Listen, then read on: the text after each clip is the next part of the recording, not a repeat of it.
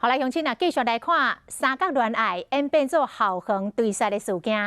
台南市的南台科技大学共一系的这个校长甲学弟，拢介意着学校共一个查囡仔。昨暝两个人小酒谈判，想袂到这个21岁学弟，竟然是早开山倒来，一看到24岁学长，就扑到台了。这个学长规身躯拢是花，哪走哪化救人。附近的学生拢米甲远，唔敢来挖近。啊，讲这个学弟犯案了后，家己来报案。啊，若被抬这个学长咧，伤势严重，也未脱离险境。半暝，真侪员警甲监视人员出现伫南台科技大学的校园内，因为遮发生一件凶杀案。伫停车场的车道顶面，也有看到火热。这件凶杀案的嫌犯甲被害人是共系学长甲学弟，为了感情问题约伫遮谈判，想不到学弟早一日开山倒来赴约，一看到学长尔倒举出来就一直甲喷。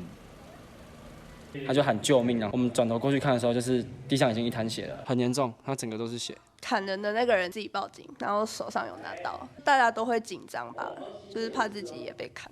现场学生看到被害人规身躯拢是血，拢惊到，当时被抬学长走入去警卫室了后，就倒伫涂骹，最后被送进救护车。黄姓被害人的背部、颈部还有双手有刀伤，未脱离险境。而且警方表示讲，被害人身躯空喙真深，嫌犯下手真粗残。不过伊犯案了主动报案，是讲精神无啥集中，第一时间无法度做笔录。警方嘛将伊依照杀人未遂罪来送办。校园发生杀人事件，毋但学生心内会有阴影，校园安全的问题嘛引起讨论。